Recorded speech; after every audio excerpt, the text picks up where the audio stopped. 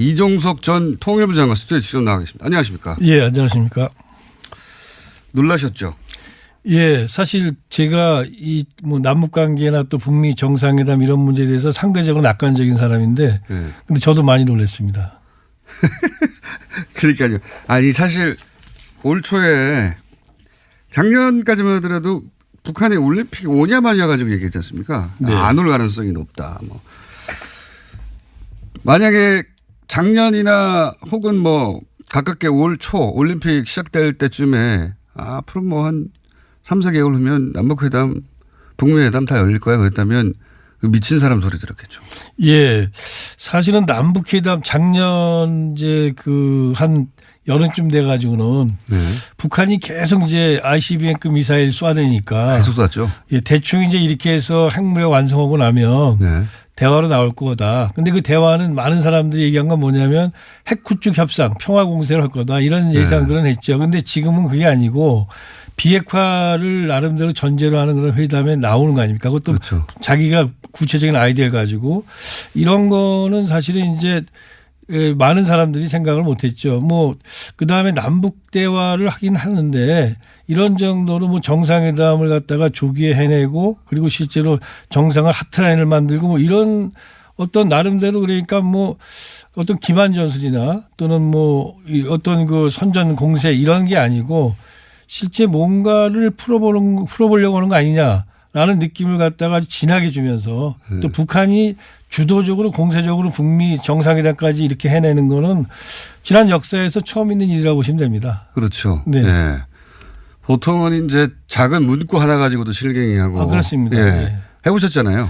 예, 사실은 계속 그 버텀업이라 그러죠. 밑에서부터 계속 협의에 올라가는 건데 이제 그거 갖고 안 된다라는 게 지금 이제 사실은 한반도의 이 북핵 문제가 보여주고 있습니다. 지금까지 성공을 해도 또 그것이 결렬되고 그러니까요. 그런데 그것도 마지막 방법은 결국은 이제 지도자들 간의 어떤 그 결단, 이른바 탑다운 방식으로 해서 강하게 이제 규제를 하고 그러면 탑다운 방식으로 하게 되면은 밑에서 나중에 이제 협의하고 막 그다음에 뭐 로드맵 만들고 이럴 때 문제가 발생하지 않습니까?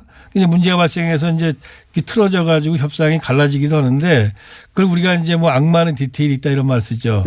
그런데 이런 것들을 갖다가 막아낼 수 있는 그 제거할 수 있는 아주 굉장히 중요한 그런 방식이거든요. 왜냐하면 지도자들이 책임을 가지고 자기들이 이걸 만들었으니까 정치적인 책임과 여러 가지가 있으니까 사소한 문제들이 가지고 사소한 문제를 걸렸을 때 이걸 갖다가 위에서 쳐준단 말입니다.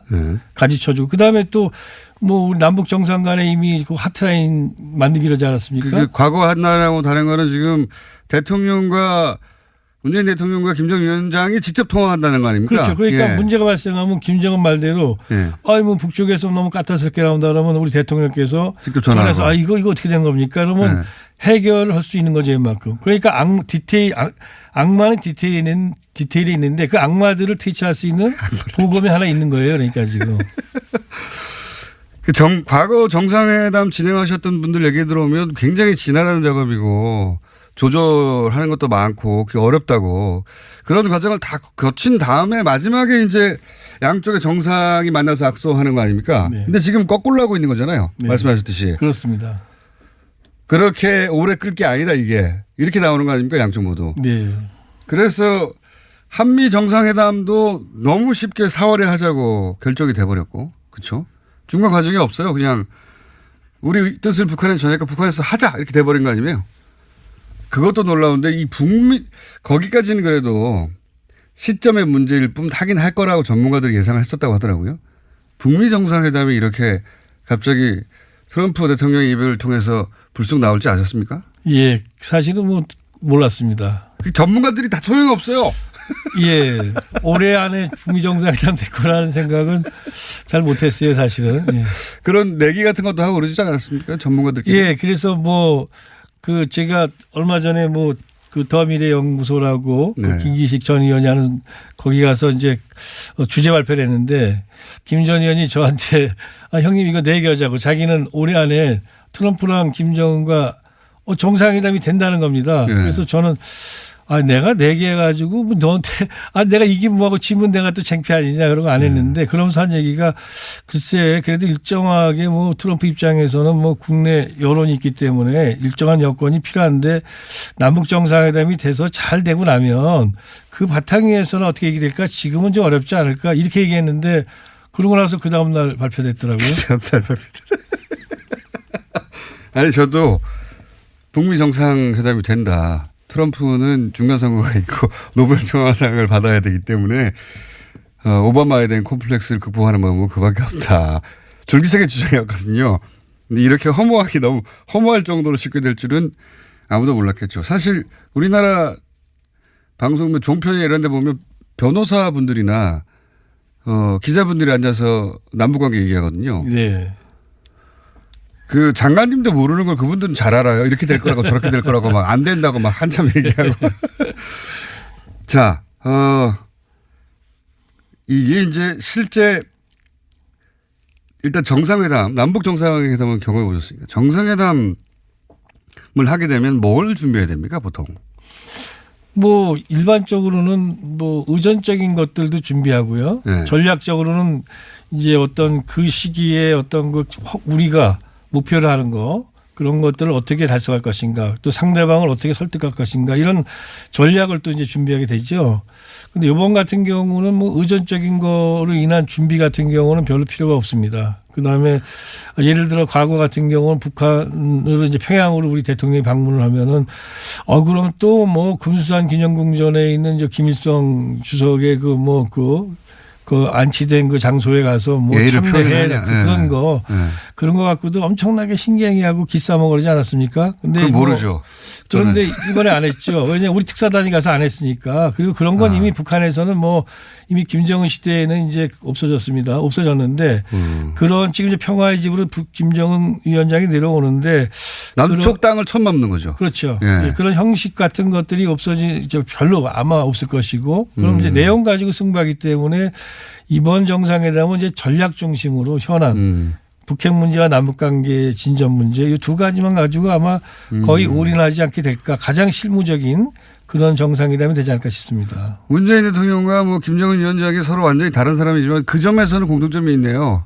그러니까 의전이라든가 네. 형식이라든가 또는 뭐 자존심이라든가 이런 거 안 따지는 분들 아닙니까? 예. 본래 문재인 대통령은 그런 거 안 따지시는 분으로 우리 잘 알고 있었는데 예. 김정은이 그런 걸 잘 안 따지는 사람이라는 게 최근 이제 몇 달 사이에 우리가 확 드러난 거지 않습니까? 처음 접촉했으니까요, 남쪽과. 네. 비로소 그 사이를 처음으로 접한 거죠. 네. 예. 근데 접촉하기 전부터 지난 1월 달에 그 평창 올림픽 그 대표단 참가를 위해서 남북이 회담했잖아요. 네. 그 회담할 때 이미 북한에서는 과거처럼 뭐 기싸움이니 뭐 이런 거 다 없었단 말입니다. 그러니까 김정일과 김정은 사이의 그 차이점 이런 것들을 벌써 드러냈는데 그 핵심이 역시 보면은 형식 번잡한 형식에 대해서 너무 신경 쓰지 말자. 내용이 중요하다.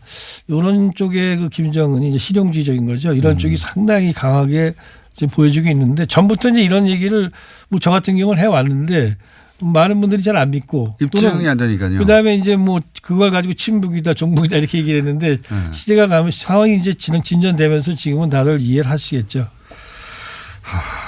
한미연합훈련 같은 경우 과거 같으면 이걸 가지고 막 딜을 해서 조금이라도 뭔가를 많이 얻어낼 지렛대로 삼았을 거 아니겠습니까?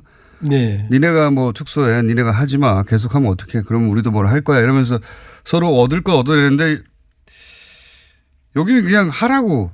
그거는 쟁점을 아예 없애버렸어요. 예, 지금 네. 김정은이 이 상황을 갖다 지금 현재 그 한반도에서 발생하고 있는 이 남북 정상회담, 5월 북미 정상회담이라는 어마어마한 이벤트들을 만들어냈는데 이 판을 돌리고 있는 이 엔진을 돌리는 사람은 사실 김정은입니다. 네.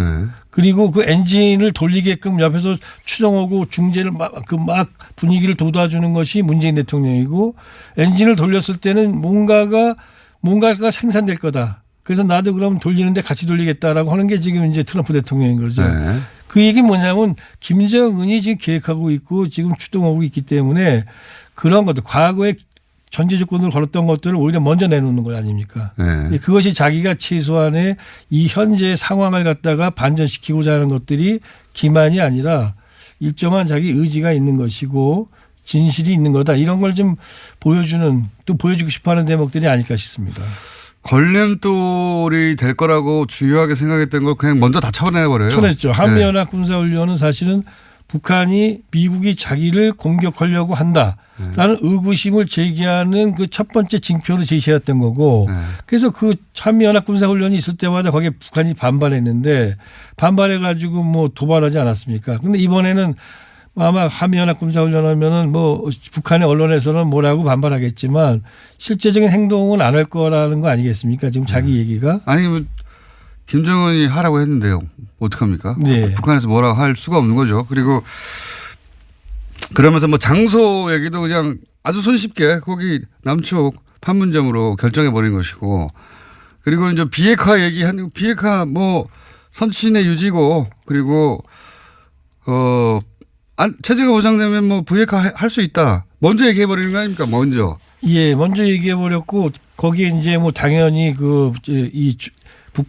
북한이 평소 얘기해 온 거지만은 이 군사적 위협이 없고 체제 안전 보장을 해주면 비핵화하겠다. 이것도 상당히 중요한 얘기입니다. 그런데 선친의 유운이다라는 말, 선대 유운, 즉 이제 김일성의 유운이고 그렇다는 얘기는 그 얘기는 김정일 위원장 때도 했어요. 그런데 김정일 위원장 때는 핵을 개발하는 과정, 즉 핵을 갖고 있지 않은 상태에서 한 거고 그렇죠. 지금은 자기들은 핵을 포기할 수 없다라고 강하게 주장해온 가운데 지금 그 얘기가 나왔기 때문에 완전히 다른 사실은 거죠. 조금 다릅니다. 예. 그러니까요. 핵을 가졌는데 우리가 핵을 포기할 수 있는 조건을 다오. 그럼 포기할게. 그렇죠. 그 얘기를 하는 거죠. 그렇죠. 그러니까 다들 핵을 포기할 수는 없고 그냥 그 실험 중단하고 더 이상 핵 개발을 하지 않고 이 정도일 거라고 생각했는데 그게 더 나아가서 핵 포기할 수 있어. 그런 조건을 만들어줘 하고 지금 트럼프한테 공을 던진 거 아닙니까? 그러니까 그걸 의심하는 분도 있는데 네.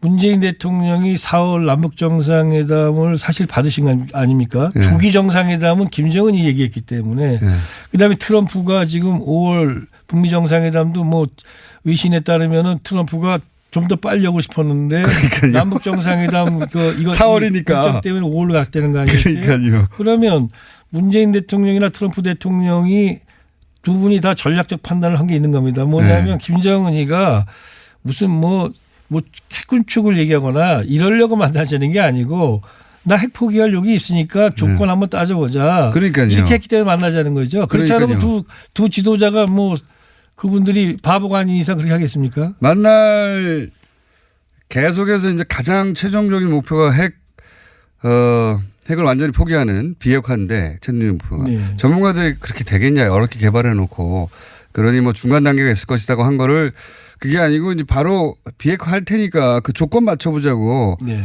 그냥 마지막 목표를 확 던져버린 거잖아요. 네. 자, 그러니까 그 김정은의 승부수가 맞습니다. 네. 네, 일단은. 그러면 이제 그 문재인 대통령이 중간에서 한 역할을 한번 또 짚어볼까요? 좀 이따가 뭐 트럼프 얘기도 하겠습니다만. 문재인 대통령에 대해서 여권 내에서도 사실은 비문도 있었고, 예, 뭐 역량에 대한 의문을 제기하는 분들도 있었고 그랬지 않습니까? 최소한 이 외교를 푸는 건 지금 눈부시게 하고 있는 거 아닌가요? 그렇죠. 지금 문재인 대통령께서 본래 뭐 사실은 외교 안보 쪽에 대해서 재수하면서 굉장히 이제 그 사실은 이제 재수하면서 많이 이제 공부도 하시고 또 실제로 아주 그 몸에 취득을 하셨어요. 그래서 뭐 저도 이제 그 2016년 가을경에 이제 그 한번 정리 좀 해보죠. 그래서 세미나를 갖다가 이제 모시고 한 적이 있었는데 그때는 2012년 때보다도 훨씬 더 이제 내공이 있으셨는데 취임하셔가지고 워낙 이제 상황이 어려우니까 네, 어려웠죠. 이게 좀 어떻게 되나 이랬는데 뭐 그때도 그 잘 가시더니 작년 이제 10월 말에 이 소위 한중 간의 사드 봉인 합의하면서 그때부터 이제 몸이 풀리신 것 같아요. 쫙 이제 실제로 뭐 거의 지금까지 오는 과정이 저 어떻게 본다면은 우리가 생각했던 보통 사람들이 생각했던 것보다 훨씬 더 사실은 뭐 거의 뭐 글쎄요 이렇게 말씀드리면 뭐지만 그 운영이나 지금까지 온 수순이 그 예술에 가까울 정도로 그렇게 상당히 정말 진짜 놀라운 그런 외교력을 발휘했다고 볼 수 있습니다. 여권 내에서도 문재인 대통령에 대해서 잘 몰랐던 거 아닙니까? 뭐 글쎄요, 그건 뭐 제가 여권을 대표하지 않기 때문에 노무현 대통령 시절에도 이제 정상회담을 문재인 대통령이 바로 옆에서 겪었기 때문에 그런 경험도 당연히 도움이 됐겠죠, 이번에. 뭐 근데 이제 아시는 것처럼 노 대통령님하고 이제 문 대통령하고 좀 이제 이 리더십의 차이가 지금 있지 않습니까? 예. 그래서 사실은 이제 정상회담도 그렇고 그다음에 이제 사실 가장 지금 현재 중요하게 나와 있는 게 북핵 문제인데 노 대통령 때도 이제 우리가 이제 기억을 되돌려 보면은 지금 뭐 핵 문제가 악화됐기 때문에 그 모든 게 실패라고 얘기하고 있지만 사실은 2005년 9.19 공동성명이라고 아주 역사적인 그 공동성명을 합의하지 않았습니까? 훌륭한 공동성명이죠, 사실은. 그 합의에 우리가 주역이었거든요. 예. 그때 노 대통령이 이걸 하셨는데 그다음에 이번에는 이제 문재인 대통령이 정말 아주 절호의 또 이런 상황을 만드는데 주인공으로 역할을 하셨지 않습니까? 그래서 이런 면에서는 하나의 어떤 성취를 만들어가는 데는 이제 같은 두 분이 다 하고 있는데 한 분은 보면은 아니군요. 1분밖에 안 남아가지고. 그럼 좀 이따 하지만 말씀드리죠. 3부에서도 이어갑니다. 네. 그렇기 때문에 제가 미리 이제 알려드리는 겁니다. 청취자 여러분들에게 3부에서도 이어가니까 말씀해 주십시오. 그래서 아무튼 그 노 대통령께서는 이제 외곽 내유형으로 지금 상대방에게 자기 입장을 명료히 하고 그걸 갖다 설득하기 위해서 애쓰고 그걸 성취하는 분이라면 문 대통령은 이제 그 내각 그 외유 내강이죠. 외유 내강 형태. 그러니까 어려운 말도 아니구만 장관님. 상대방의 얘기를 자기 입장이 분명하지만 들어주면서 어느 순간에 그 신뢰를 쌓았다가 이제 한 방에 설득하는 방식. 이렇게 조금 접근하는 방식이 좀 달랐던 것 같습니다. 알겠습니다. 접근하는 방식이 달랐다. 남북 정상회담, 북미 정상회담 이야기 나오면서 전 세계 신들이 받았었죠. 지난 토요일 르몽드지는 일면과 다른 한 면 전체가 이 뉴스였습니다. 전 세계에서 그 정도 큰 뉴스로 취급하고 있는데 이종석 전 통일부 장관과 이 문제 이야기 나누고 있습니다. 자, 서훈, 정의용 이 두 분의 대북 특사 역할도 또 한번 짚어봐야겠습니다. 주어진 상황에서 어떻게 보면 최선의 카드를 찾은 거 아니겠습니까? 전 문 대통령이 이런 조합을 만드신 게 결과론적으로 보면 더 지금 상당히 뭐 신의 한 수라고 표현하는 사람들도 있는데요. 왜 그렇습니까? 자, 지금 보면은 정상회담 우리가 올라갈 때 김정은 위원장에 대해서 나름대로 설득도 하고 이러려면은 어떤 그 북핵 문제 남북 관계를 잘 알고 회담에 대해서 아주 정통한 상황을 타개할 수 있는 사람이 있어야 되는데 또 한편으로는 이 회담의 결과를 가지고 미국을 그렇죠. 바로 미국으로 북미를 갖다 중재되지 않습니까? 그러다 보니까 미국 통이 있어야 되는데 정의용 실장 같은 경우는 뭐 맥메스터 안보보좌관하고 항상 얘기를 하는 사람이고 또 미국과 또 상당히 가깝게 있으니까 미국의 신뢰를 받을 수 있는 사람을 단장으로 해서 가고 서훈 원장은 말씀드린 것처럼 뭐 남북관계 북핵 문제에 정통해 있고 또 상황을 타개할 능력, 그다음 회담 최고 전문가 아닙니까? 이 두 분이 조합이 됐는데 사실은 뭐 특사를 보낼 때 이렇게 정말 그 외교안보에 아주 최고의 급을 2명씩 보내고 이러는 경우는 관례에는 맞지 않죠. 근데 남북관계에서는 이미 북한에서 과거 박근혜 정부 시절에도 뭐 황병서, 최용해 이런 식으로 이제 최고이직들이 두씩 온 적이 있었고 이번에도 뭐 김영남 상임위원장에 딱 김여정이 그 밑에서 특사로 왔지 않습니까? 투톱이 있었다는 얘기죠. 그래서 그런 걸 저거해서 투톱으로 보냈는데 결과적으로 이것이 이제 정말 큰 성공을 거두는데 기여한 거 아닌가 그렇게 생각이 됩니다. 그 말씀 하시니까 우리가 남북 정상회담 하고 나서 이제 대략 한 달여 정도 시간이 있을 거로 예상이 되는데 김여정이 미국에 간다 이런 얘기도 있어요. 갈 수도 있겠습니다. 지금 스타일로 보면은. 지금 우리가 제가 연초에 남북 관계에 대해서 예를 들어서 뭐 잘 되면은 남북 관계가 어느 정도 또 북미 또 이 북핵 문제가 어느 정도까지 진전될 거라고 예상을 했던 것. 사실 이 예상이 필요 없을 만큼 지금 굉장히 지금 빨리 지금 발전하고 있는데 모두의 상상을 뛰어넘는 만큼까지 가는 거 아닙니까? 그러니까 이제 뭐 김여정 같은 경우도 남쪽에 오는 거에 대해서 뭐 그랬으면 좋겠다. 저 같은 경우 그랬으면 좋겠다 그랬지 예상을 한 건 아니지만 많은 사람들은 아예 못 올 거라 그랬잖아요. 백두혈통이 어떻게 오느냐. 그래서 우리의 상상의 범위를 조금 넘어서서 지금 김정은이 행보하고 있고 거기에 지금 맞대응하는 지금 트럼프 역시 또 상상을 넘고 또 우리 문재인 대통령은 보다 과감하게 지금 상황을 돌리고 계시기 때문에 어떤 일이 발생할지 우리가 뭐 너무 우리의 본래의 관성에 따라서 추측하는 거가 의미가 없을 수 있습니다. 예. 그렇군요. 무슨 일인지 일어날 수 있다. 트럼프 얘기를 잠깐 해보자면 트럼프도 올해 이제 중간 선거가 본인의 재선하고 굉장히 중요하게 연결됐기 때문에 여기서 이겨야 되는데 그런데 6월이면 아마도 공화당 내에 그 중간 선거 후보들이 결정될 테니까 그 전에 본인이 전 세계가 깜짝 놀랄 만한 성과를 내고 싶어 하는 그런 마음이 좀 담겨 있는 것 같습니다. 그죠? 근데 이제 아마 처음부터 이런 걸 해보겠다는 생각을 가진 건 아니었을 것 같아요. 다만 그렇죠. 김정은 위원장의 제안을 정의용 실장이 가지고 온 거를 쭉 봤지 않습니까? 보고 나서 이쯤이면 되겠다. 거기다 이제 남북 정상회담도 또 이제 열리는 걸 알고 있으니까 미국 내에서 어쨌든 간에 아무리 트럼프라도 미국은 워낙 북한에 대한 불신이 크기 때문에 북한하고 대타결을 봐도 회의론이 막 나온단 말입니다. 그거 지키지 않을 거다 이런 식으로.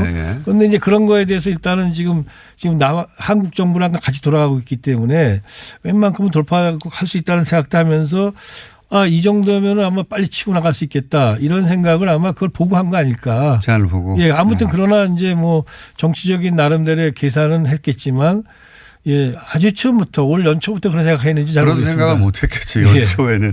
그런데 이제 지속적으로 진행 과정을 조금씩 문재인 대통령이 계속 통화했다고 하니까 알려주고 그게 또 다 트럼프 당신 덕분이다 칭찬해 주고 칭찬 중요한 것 같습니다. 여기서 칭찬해 주고 그러면서 본인의 어떤 이익에도 부합하고 이거 미룰 이유가 없다고 생각한 것 같고요. 중간에 이런저런 의전이니 또는 뭐 여기도 안 따지지 않습니까? 트럼프 대통령도. 예. 여기도 뭐 워싱턴의 기존의 그 외교적인 그런 전통적인 나이스한 문법들은 사실은 통하지가 않죠. 새로운 문법들을 만들어내고 싶어 하는 게 또 자기의 문법을 얘기하는 게 지금 트럼프이기 때문에 이것도 우리가 파격이 있을 것 같습니다. 그러니까요. 의전이나 격식을 따지지 않고 그래서 얼마 줄래? 어떻게 할래? 이거를 따지는 결과 중심적이고 그리고 실용적이고 신속하고 그런 조합이 우연찮게 맞아 떨어지고 있습니다 지금. 그렇습니다. 이제 김정은에 대해서도 사람들이 우리가 잘 이제 뭐 연구가 많이 안 됐으니까 모르는 것도 있는데요. 북한에서도 보면 뭐 단숨에 단번에 이런 식으로 해서 단번 도약을 많이 강조합니다. 다만 과거에 김정일 시대는 그런 게 허장성세였는데 김정은은 실제 그걸 위해서 꼼꼼히 계산을 하고 있단 말이죠. 북한에서도 경제 발전시키는 거 보면. 그래서 이번에도 보면 김정은 역시 뭐 형식 빼고 본질 접근 이런 식으로 굉장히 빠른 접근을 하고 있고 트럼프가 또 그런 성격이고 이런 게 맞아떨어지는 것 같습니다.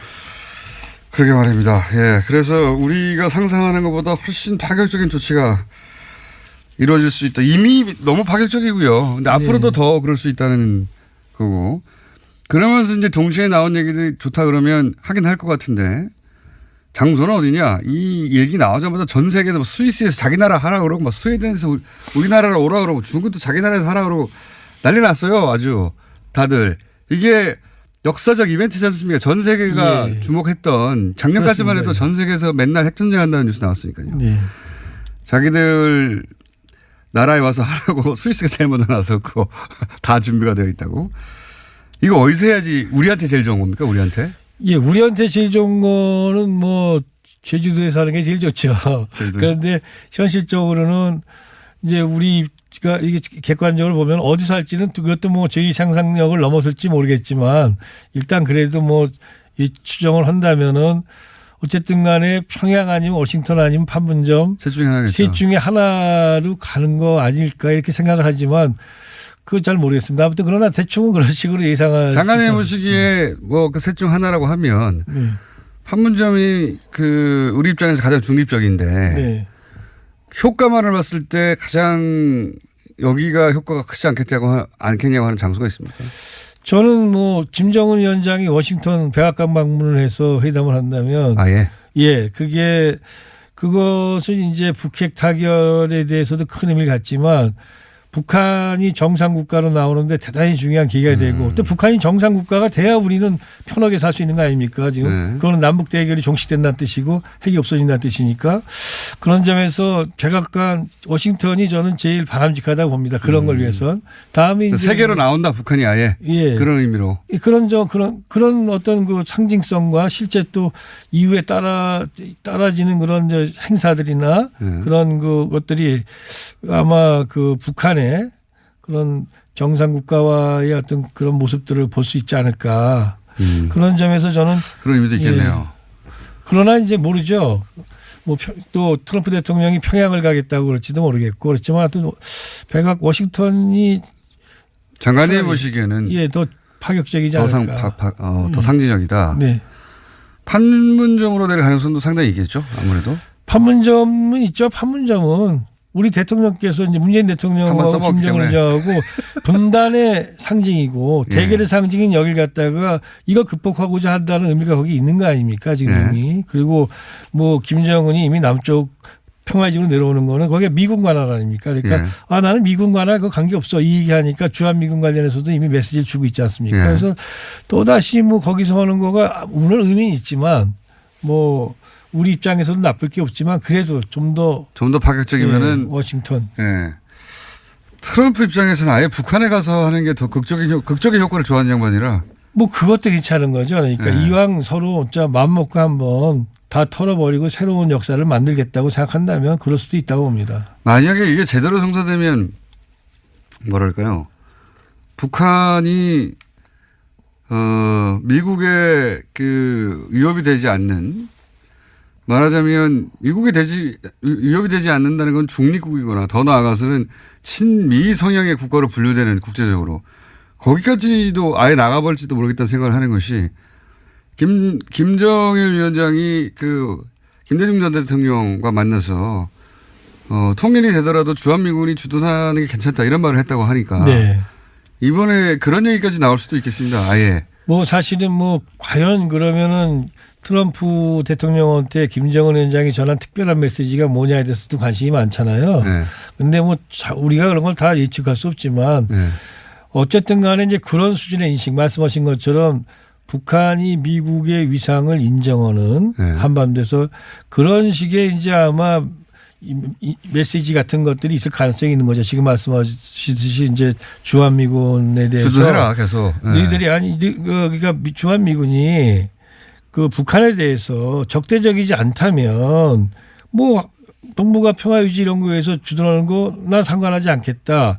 이게 이제 사실은 92년부터 이미 미국에 전달된 북한의 메시지였어요. 그렇죠. 그때는 근데 그거 뭐 말도 안 되는 저거 뭐 기만이다 이렇게 생각했지만 아마 이제 그런 형태가 이미 전달됐거나 아니면 트럼프하고의 정상회담에서 보다 명료하게 전달될 수 있겠죠.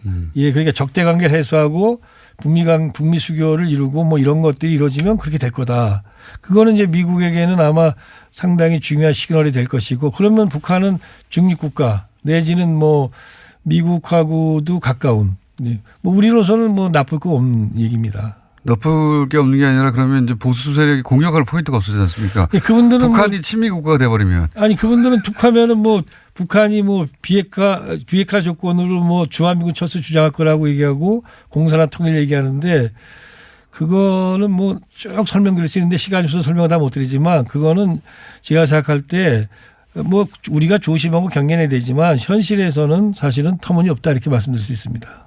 그렇죠. 현실에서 지금 북한이 어떻게 우리를 남침을 해가지고 적화를 합니까? 일단 주한미군 철수에 대한 북한의 입장이 그랬고요. 제가 어디서도 얘기를 했는데 제가 4년간 이제 정부에 있으면서 대북 협상을 책임을 졌는데 그동안에 북한이 한 번도 협상장에서 주한미군 철수를 우리한테 요구한 적이 없었어요. 다만 남북 관계가 악화되면 기분 나쁘니까 선전전 차원에서 그런 얘기를 합니다. 그러니까 선전과 실제 현실은 다른 거죠. 자기들이 주장한다고 주한미군 철수합니까? 그리고 자기들도 불가능한 건 알죠. 근데 그런 입장을 세우는 건데 이번에는 그게 아니라 공개적으로 주한미군 철수하고 우리 그 미국의 대사관이 북한에 들어오고 주한미군 철수가 아니라 주둔하고 아예 주둔하고 주둔을 하고 대사관이 들어가고 성적이 걸어주고 북한 땅에서 뭐 이 정도 수준으로 전개되기 시작하면 태극기하고 성조기 들고 집회하시는 분들이 성조기를 들 수가 없어 이제. 배신한 거니까요. 그분들을 미국 말을 따라야 되는데 그분들이 거꾸로 미국 말을 따를까요? 북한계를 들어줄까요 이번에는? 하여튼 우리가 상상할 수 없던 일이 벌어지고 있습니다. 자 그렇다더라도 또 정치적 외교는 냉정해가지고 남아있는 과제들이 있지 않습니까? 목표는 이러하지만 앞으로 이제 부딪히게 될 어려움 특히 가장 큰 게 비핵화 아니겠습니까? 가장 큰 덩어리가. 결국 북한도 그걸 지고 있으니까 이렇게 자신 있게 이거를 포기할 테니 거기에 상응하는 걸 다 이거 아닙니까? 네, 그렇습니다. 예. 이거를 어떻게 풀어야 됩니까? 이게 바꾸고자 하는 게 평화인 것 같은데 자기들도 미국 우리 치지 말라고. 예, 일단은 그렇습니다. 이제 현재 이미 이제 김정은은 이 상황을 갖다 나름대로 이제 조성하기 위해서 우리 특사단한테 벌써 뭐 대화 중에 도발하지 않겠다든가 그다음에 그 한미연합군사훈련에 대해서는 이제 뭐 이해한다든가 이런 것들도 이미 사실은 여건을 위해서 자기가 이제 내놓은 거지 아닙니까? 그러면 올해 북미 정상회담이 열린다고 거기서 뭐 모든 게 세세하게 다 타결되는 게 아니고 큰 틀에서 합의를 보겠죠. 그럼 이제 뭐 북한이 핵무기 포기하고 비핵화하고 얼른 한다 그러면 미국이 해줘야 될 것에 대한 서로 합의를 크게 본단 말이죠. 그럼 이걸 가지고 서로 실무자들이 이제 구체적인 로드맵을 만들고 이걸 실행하는 게 아무리 두 사람이 전격적이고 파격적인 지도자를 하더라도 또 리더십이 강하다 하더라도 시간은 걸리게 마련입니다. 그 과정에서 이제 여러 가지 문제가 나올 수 있기 때문에 우리가 이걸 잘 관리해야 되고 이걸 관리하기 위해서 필요한 것이 바로 한국과 같은 이제 중재 역할. 그다음에 육자회담 같이 북미는 어쨌든 간에 불신이 굉장히 강한 양측 아닙니까? 불신이 강한 양측이 만나서 삐걱거릴 때 그거를 견인할 수 있는 그런 이제 보완적 틀로서 육자회담도 복원이 돼야 되고요. 그다음에 뭐 정말 그 아까도 말씀드렸지만 아주 중요한 거는 그래도 양 정상이 합의해서 이걸 냈기 때문에 그다음에 트럼프 대통령이 앞으로 한 2년 6개월 이상의 지금 임기 기간이 남아 있기 때문에 또 우리 대통령 4년 남아 있고 그래서 그 기간 동안에는 만약에 밑에서 아까도 말씀드린 것처럼 악마는 디테일에 있는데 그 디테일에서 악마가 나타났을 때 위에서 그걸 갖다 제거해 줄 수 있지 않습니까? 밑에서 올라온 것들은 실무 협상을 통해서 올라온 건 그 악마를 제거하기가 어려운데 지도자가 한 거는 그게 좀 쉽기 때문에 그나마 그 기간에 한 2년 트럼프 소위 뭐 재선할지 모르지만 그 이전에 1기 트럼프 기간 중에 상당히 많이 진전을 시키는 게 필요하다. 그리고 또 한편 일단은 그러한 프로세스를 갈 때 그러면 아니 가는데 너무 시간이 많이 걸리잖아요. 근데 북한이 원하는 건 대북 제재를 갖다가 지금 완화시켜야 될 거 아닙니까?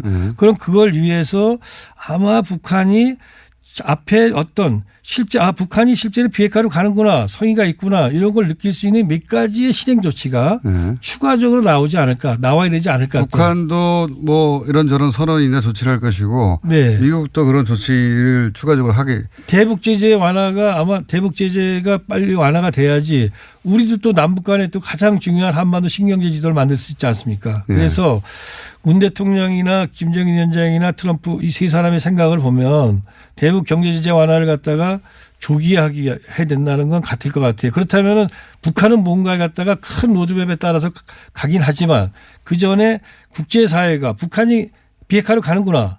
그다음에 호전성을 갖다 약화시키는 거구나. 이걸 보여줄 수 있는 뭔가의 실행 조치가 있어야 되고 또 그걸 만들어야 되지 않을까 생각합니다. 오히려 정상회담보다 더 어려운 게 그런 거겠습니다. 어떻게 로드맵을 짜서 서로 합의하는 수준에서 진척시킬 것인가. 그래서 하트라인이 필요합니다. 정상 간에 필요하면 밑에서 안 되는 걸 빨리빨리 조율을 시켜줘야 되거든요. 쉬운 일은 아닙니다. 그렇죠. 협상으로는 되지가 않죠. 협상은 한 세월 아닙니까? 외교관들은 여러 가지 관성 그다음에 그동안의 기싸움 이런 걸 그냥 다 가지고 있지 않습니까? 몸에. 지도자들만이 이제 그걸 갖다가 상황타게 절박성을 가지고 지금 단칼에 잘랐잖아요. 그럼 그 단칼에 자른 그 힘, 리더십이 또 요거는 국제사회가 독재적으로 자른 게 아니라 국제사회가 다 지지하고 있지 않습니까? 그 힘을 가지고 이제 밑에서 문제되는 걸 자꾸 이제 그 제거해 나가겠죠. 트럼프 재선 도움 줘야 되겠는데요, 저희가. 이제 일단은 북미 정상회담 결과를 보면서 그 얘기를 하는 게 좋을 것 같습니다. 제 생각에는 북한이 파격적으로 미군의 북한 주둔도 거기까지도 나가지 않을까 생각도 합니다. 저는 일부 주둔해라 이네. 그건 근데 중국과의 관계가 있기 때문에 예, 북한이 남쪽에 주한미군의 주둔에 대해서 말하지 않겠다라는 것만 확인해도 예, 상당히 아주 뭐 대단히 중요한. 근데 장관님도 다 틀리셨잖아요. 예. 예, 저도 틀렸기 때문에 자신은 못해요, 사실은. 네, 그러니까 아예 극단적으로 한번 생각해 보자 이거죠. 아예 북한이 어떤 카드를 낼 거냐. 아예 극단적으로 요 구석탱이에 약간 주둔지 내줄게 이런 거. 주둔보다 예를 들어서 나진항에 미군 한번 들어와봐, 미 항공모함 이럴 가능성 이러면 이제 이게 뭐 엄청난 문제가 되는 거죠. 중국이나 네. 러시아한테. 그렇죠. 그런데 네. 그건 우리는 뭐 중국 군함도 들어오고 미국 군함도 들어오고 러시아 군함도 들어오세요 이렇게 돼버리면 그때는 이제 정말 또 상황이 또 예, 달라지면서 또 복잡해질 겁니다. 네. 제가 이제 이렇게 극단적인 상상을 하는 것은 지금 전문가들의 상상과 합리적인 정도, 경험에 기반한 합리 정도의 예상은 그때가 하나도 안 맞아요 보니까 지금 전개 상황에서. 완전히 하나도 안 맞는 건 아니지만 네. 예, 상당히 괴리되어 있는 건 사실입니다. 네. 예. 3쯤 할 거야 그랬더니 한 85 정도 하고 있거든요. 예. 네. 그러니까 맞습니다. 저는 북한이 아예 친미 국가를 선언하지 않을까 어느 시점에 국제적으로 그 정도로 원하는 건 이거잖아요. 자기들이 친미 국가든 친중 국가든 친소 국가든 그게 아니고 자기들의 체제가 안전하게 유지되는 것. 그렇습니다. 그러니까요. 그리고 이제 아주 중요한 게 경제. 네. 김정은이가 원하는 게 경제 발전이거든요. 먹고 사는 거 해결되는 예, 거. 그거를 단순히 해결이 아니고 아예 그냥 자기들도 이제 일종의 선진 국가로 나가고 싶다. 중국 이상 잘 먹고 잘 살겠다는 거 아닙니까? 그렇죠. 사실 예. 김정은한테 그게 강하죠. 예. 중국 이상 잘 먹고 잘 살겠고 그런데 체제는 유지돼야 되고. 예. 근데 이제 미국이 자기들 적대시하는 한 그게 안 되니까. 안 되는 거죠. 압박을 받는 한 안 예. 되는 거죠. 역사적 승부수를 본인도 던지는 거잖아요 지금. 그렇죠. 그리고 네. 자기 권력이 상당히 공고화되어 있기 때문에 특히 작년에 트럼프하고 말폭탄 공방하면서 사실은 김정은의 그 권력은 완전히 그 안정기에 접어들었고 또 김여정 보시지 않았습니까? 김여정의 그런 퍼포먼스는 김여정이 김정은 위원장이 자기 자식이 다음 때의 후계자가 나오기 전까지 잠정적 후계자로 이미 위치하고 있다는 뜻이거든요. 아하. 그만큼 김정은 정권은 상당히 권력이 안정화됐기 때문에 그러면 뭐 권력에 대한 자신감이 있으면 그다음에는 체제 안전 보장만 되면 먹고 사는 문제에 대해서 확실하게 하려지 않겠습니까? 네. 잘 먹고 잘 살면 본인의 권력이 더 그렇게 보는 거죠. 공고해진다고 이제는. 생각하는 것이고. 과거에는 뭐 시장 경제 개방하면 위험하다 생각했는데 김정은 그게 아니라 경제 개방해라 이렇게 이게 이제 김정은의 모토니까 김정일 시대와 다른 거죠. 그게. 그리고 중국이 자신들을 먹여 살려 주는 것도 아니니까요. 이제 보니까. 지금은 이제 그렇게 보는 겁니다. 중국을 거치지 않고 곧장 문재인 대통령을 중재를 해가지고 곧장 워싱턴을 갔기 때문에 중국도 한편으로는 이제 긍정적으로 보지만 또 한편으로는 굉장히 이제 몸이 타죠. 예. 네. 그래서 저는 미국을 북한 쪽으로 좀 끌어들이지 않겠는 것 같아요. 제가 처음에 트럼프가 노벨상 노리면서 북한과 수교할 거다고 그랬을 때 처음에 아무도 안 믿었거든요. 뭐 김총수는 항상 뭐 우리 공장장님은 예지력에서는 뭐 글쎄. 장관님 여기까지 해야 될 것 같습니다. 예. 또 모시겠습니다. 예. 네, 감사합니다. 지금까지 이종석 전 통일부 장관이었습니다. 감사합니다.